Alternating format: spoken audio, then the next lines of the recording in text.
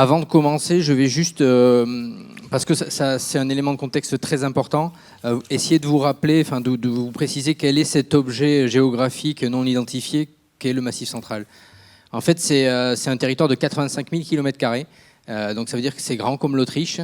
Ça s'étend depuis Avallon au nord jusqu'à quasiment Carcassonne au sud, les portes de Lyon à l'est et la Haute-Vienne intégralement à l'ouest. D'où une forme de complexité pour écrire un plan stratégique d'adaptation au changement climatique, parce qu'on raisonne à l'échelle quasiment d'un pays. Alors déjà, pourquoi on fait ça? On fait ça parce que, déjà parce que c'est complémentaire au travail qu'on a vu précédemment, qui est engagé par l'ECOP sur le sujet de l'atténuation du changement climatique, qu'on a des acteurs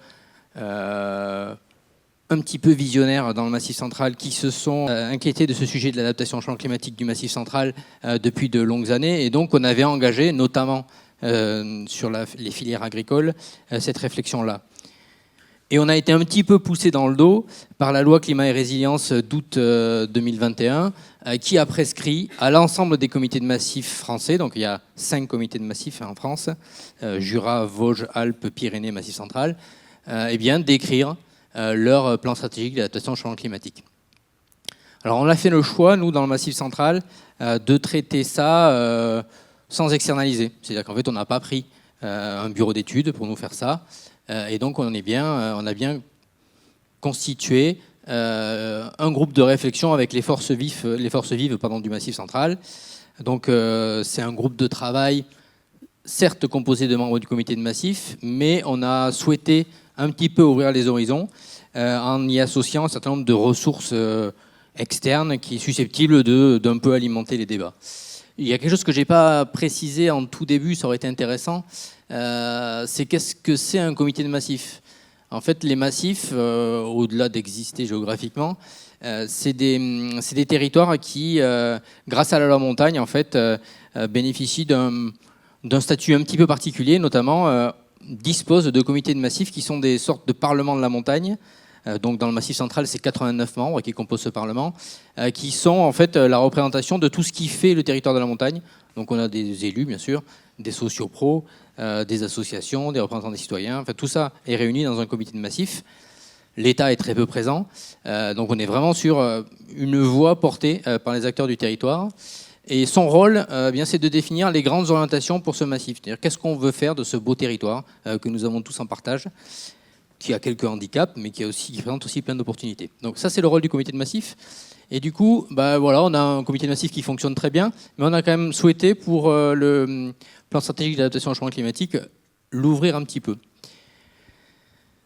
On se fait aider pour l'animation par l'agence d'urbanisme Clermont-Massif central. C'est un détail, mais ça mérite d'être dit. Et en tout cas, un point très important, on a l'appui méthodologique de l'ADEME et du CEREMA pour monter cette démarche, parce que, comme je le disais, c'est pas si simple de raisonner sur des choses comme ça à l'échelle à laquelle nous travaillons. Donc on a besoin d'être orienté, et en plus je pense que ça intéresse aussi l'ADEME et le CEREMA de voir comment on arrive à mener un tel plan stratégique à une telle échelle. Notre objectif en termes de livrables, c'est quoi ? C'est d'avoir un schéma stratégique d'adaptation au changement climatique qui remplisse ces trois objectifs-là.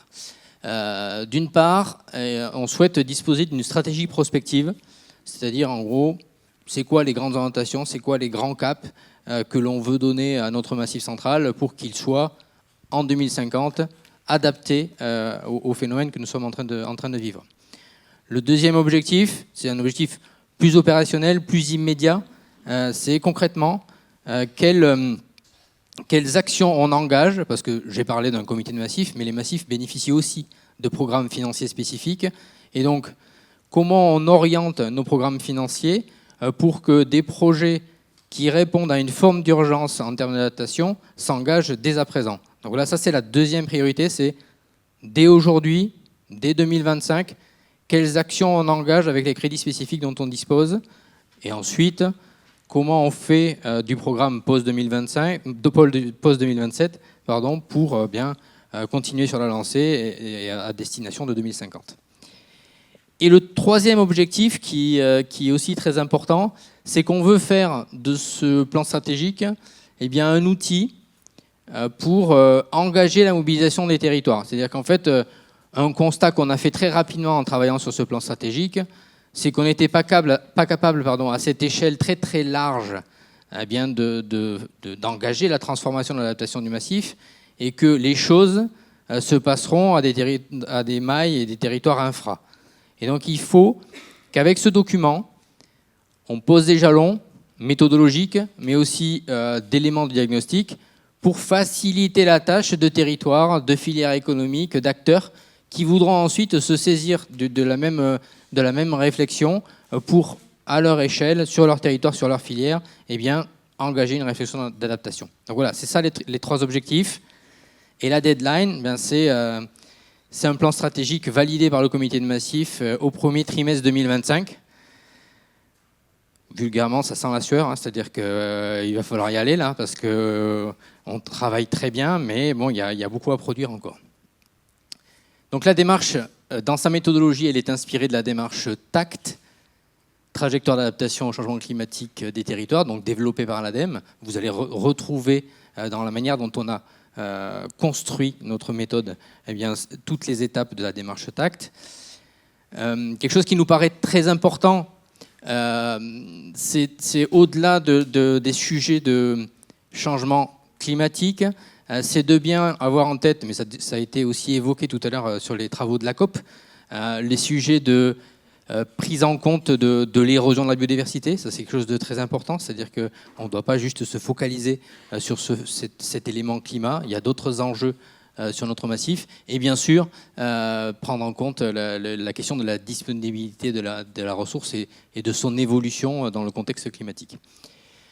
Et notre base de travail, on vous a présenté ces projections climatiques ce matin, me semble-t-il, eh bien, ce sont les projections climatiques produites par le projet AP3C, parce que nous avons la chance d'avoir cet outil à disposition dans le Massif central. Et donc, voilà, on a complètement basé nos raisonnements autour de ces projections-là. Donc voilà les grandes étapes en fait que nous avons retenues pour construire cette élaboration du plan stratégique d'adaptation au changement climatique. Alors vous voyez, je ne vais pas tout détailler. Ce que vous pouvez constater, c'est que c'est du temps long. C'est quelque chose de très exigeant en termes de nombre de réunions, d'autant qu'on a imposé du présentiel. On a quand même donc 6 réunions du groupe de travail adaptation au changement climatique. On a 3 réunions où on regroupe l'ensemble des commissions spécialisées du comité de massif et l'ensemble des groupes de travail du comité de massif. Donc tout ça, c'est vraiment très très lourd, mais en fait, on se rend compte aussi que c'est complètement indispensable. C'est indispensable à la prise de conscience des enjeux. C'est indispensable à la création d'une forme de climat de confiance, c'est-à-dire qu'en fait, à force de réunir les gens avec une animation qui est toujours, qui repart toujours de l'étape précédente, eh bien, on a des postures qui tombent un petit peu. On a une position de construction qui se développe dans l'ensemble des acteurs. On est moins en méfiance par rapport à celui qui a des intérêts parfois opposés. Et on est plus en co-construction. Et donc, une des premières conclusions que nous, on peut faire d'une démarche comme ça de planification de l'adaptation au changement climatique, eh bien, c'est qu'il faut prendre le temps, il faut laisser le temps aux gens de s'apprivoiser.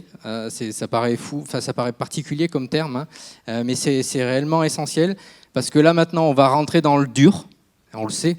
On va rentrer dans le dur des discussions, c'est-à-dire que jusqu'à présent, on était sur le diagnostic des vulnérabilités, mais là, on va rentrer vraiment dans les actions, des choses un petit peu à trancher sur quelle filière, quel usage par rapport à un autre. Et donc, c'est bien qu'on ait ce climat de confiance qui soit établi. Voilà ce que je voulais dire. Et je te passe la parole pour présenter bien où nous en sommes des travaux. Merci Paul-Henri.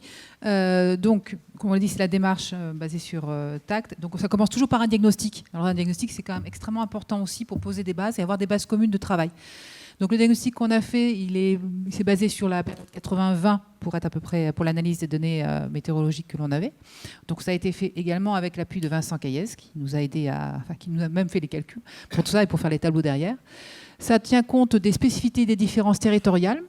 Et ça va permettre, dans ce diagnostic, on a également pris la partie projection qui vous a été présentée ce matin par Vincent, de façon à voir un petit peu ce qui va se produire. Et ça permettra ensuite de déterminer les vulnérabilités et sensibilités des territoires. Ça, ce sont des phases qui sont faites. Aujourd'hui, il y a l'écriture d'un scénario pour 2050, de ce que l'on voudrait, la partie stratégique, effectivement, pour rentrer derrière la partie beaucoup plus dure des actions qui ne doivent pas venir en contradiction les unes avec les autres, si c'est possible. Pour ce diagnostic, on a conscience que, comme l'a dit Paul-Henri, c'est 85 000 km², donc c'est quand même énorme. Donc on a fait un peu de nuance à l'intérieur pour que les gens se sentent aussi concernés. Parce que si on parle que de moyenne en permanence, les gens ne s'y retrouvent pas toujours. Donc on a fait 6 sous-ensembles, comme beaucoup le savent déjà, qui sont censés être représentatifs d'une partie du climat des secteurs considérés. Hein. C'est pas là. Et ça permet de mieux cerner les réalités présentes et futures. Quelques résultats très rapidement, parce que vous avez eu pas mal de choses aussi. En température. Donc, ce qui peut être intéressant quand on divise ça, c'est que si on regarde effectivement, par exemple, sur... Je me permets le temps que tu retrouves tes notes. Ces résultats-là, c'est sur les évolutions passées, c'est-à-dire que ce qu'on a derrière nous, et c'était dans la phase de prise de conscience du groupe qu'on a accompagné, c'était montrer que le changement, il est clairement à l'œuvre, les impacts, ils sont déjà là, et c'était ça l'objet de ce travail-là, et de voir la manifestation que ça a dans nos 6 patatoïdes climatiques. Merci Paul-Henri. Donc effectivement, là, vous voyez, c'est température moyenne été. 1980 est en vert, 2020 est en orange. Donc on voit pour l'ensemble des sous-ensembles quelle est l'augmentation de température. Donc les plus forts, c'est le Morvan, avec plus de degrés. Et puis on a effectivement le cœur de massif qui est à plus 1,1 degré. La moyenne annuelle entre 1980 et 2020, c'est 1,5 degré de variation. Voilà. Ce qui est intéressant quand on fait ça aussi, c'est de se voir que c'est pas linéaire. La preuve, c'est que là, l'été, on voit que le cœur et le nord sont ceux qui ont augmenté en valeur absolue le moins. Pour autant, si on regarde la température moyenne en hiver, en degrés, tous les deux, ils ont pris plus 1,7 degré. Et sur ces secteurs-là, c'est aussi là où vous allez retrouver les stations de ski, notamment.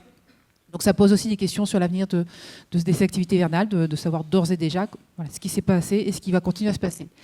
On voit également sur le nombre de jours très chauds, température supérieure à 30 degrés. Dans ce qui est marquant, c'est par exemple le territoire nord qui est passé de 10 jours à 24 jours. Et si on le compare à ce qui se passait au sud-ouest, c'est quasiment ce qui se passait au sud-ouest en 1980. Ils ont à peu près la même chose. Qu'est-ce qu'on peut dire aussi là-dessus ?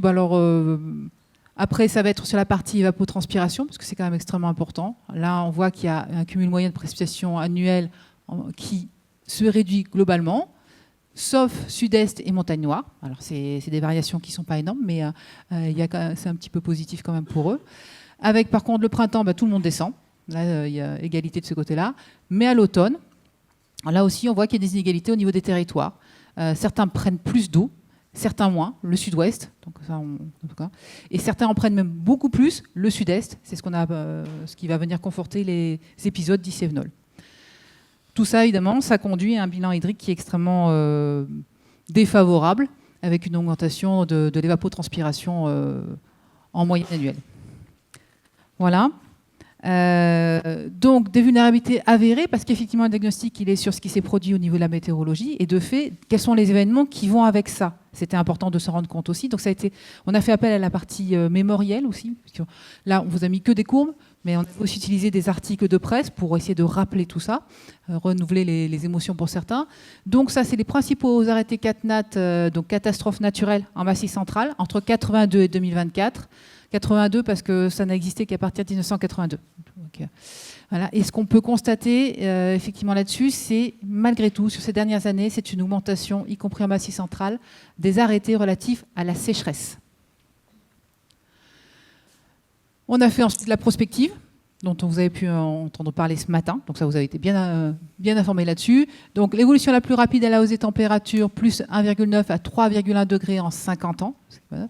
Là aussi, la plus radicale, c'est dans le Morvan et la frange sud-est du massif. Vous le voyez là-bas. Comparatif 2000-2050, les températures les plus hautes sont supérieures à 12,7 degrés, se répandent à environ 30% du territoire d'ici à 2050. Pratiquement un tiers du massif central qui va se réchauffer d'une manière relativement importante. Voilà, le diagnostic qui a été posé pour ces bases communes, cette culture commune de ce qui s'est passé. Et je repasse la parole à Paul-Henri. Merci, je te laisse. C'est la technologie. Donc ensuite, le travail qui a été réalisé, c'est une fois qu'on a une vision de qu'est-ce qui va se passer concrètement sur notre territoire, c'était d'analyser la vulnérabilité de nos territoires en croisant justement ces aléas et leurs impacts avec un contexte social et démographique, donc notamment bien la caractéristique de notre population, avec les fonctions du massif, c'est-à-dire c'est le profil économique, l'habitabilité, c'est-à-dire que quel type d'économie on a prédominant dans telle ou telle zone, quel type d'habitat, les écosystèmes et les paysages, donc ça c'est en lien avec les notions de biodiversité et de spécificité paysagère, et tout ça pour révéler la sensibilité et la vulnérabilité. À chaque fois on s'est posé la question de, au-delà de, oui on est vulnérable, comment on est préparé. C'est-à-dire que c'est aussi ça. C'est-à-dire que, on a un tel type d'économie sur notre territoire, très agricole, très forestier ou très industriel, parce qu'on a des territoires très industriels dans le Massif central.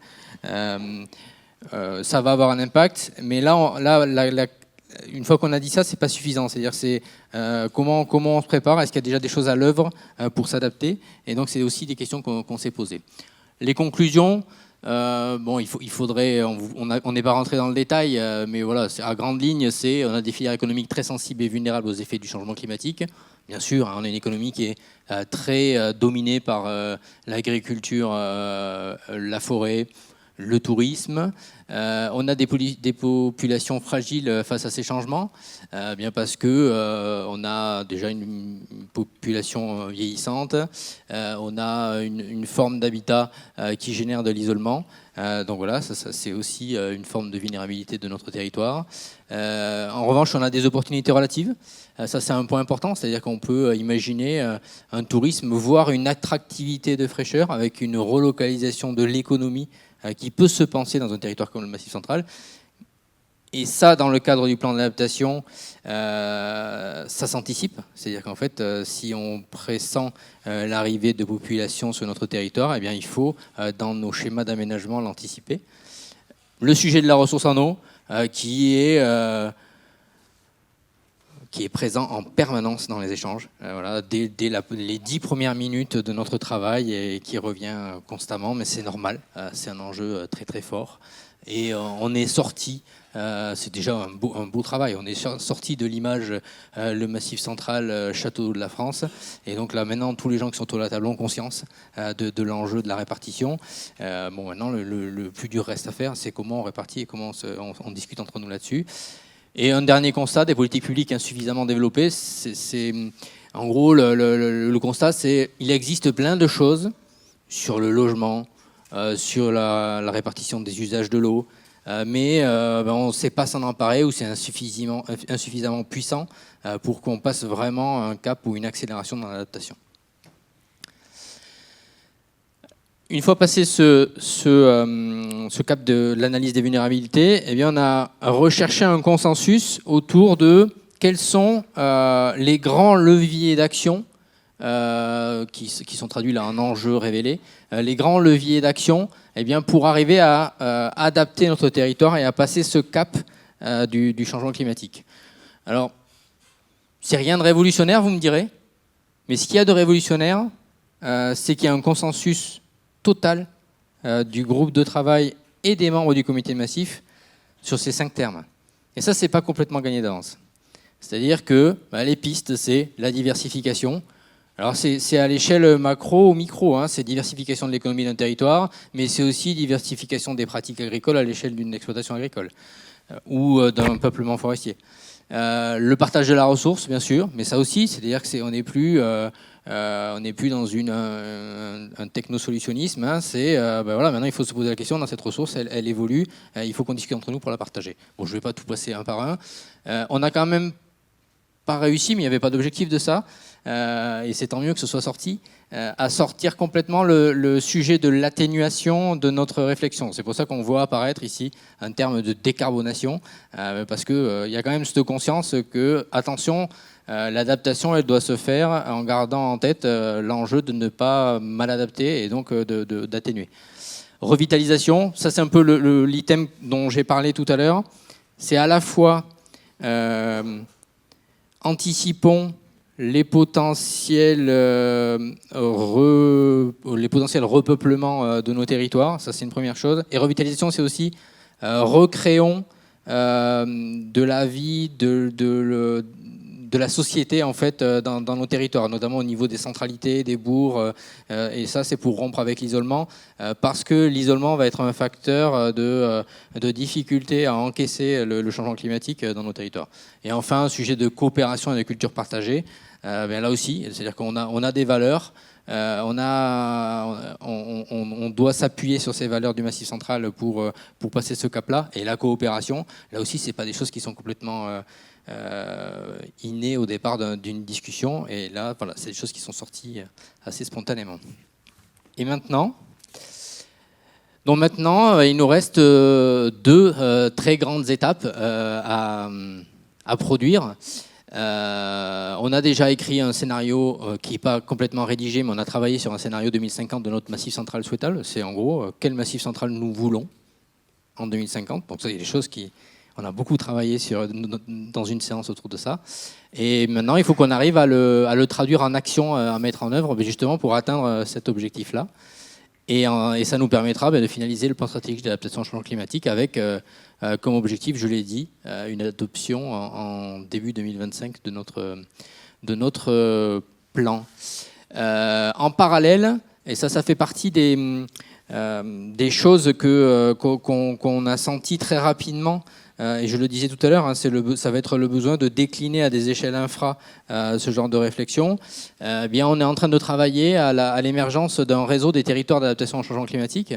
D'une part, pour justement faire cette étape de passer aux échelles inférieures en termes de périmètre, mais aussi ce réseau, il aura pour rôle de faire l'évaluation de notre plan stratégique. C'est-à-dire qu'en fait, in itinéré, il va falloir qu'on se re-questionne régulièrement sur est-ce que c'est effectivement les bonnes orientations qu'on a prises, et en même temps, du coup, d'orienter nos outils de politique publique, les programmes de financement dont je parlais tout à l'heure, pour à chaque fois les faire recaler avec ce qui est efficace au moment de l'examen en termes d'adaptation.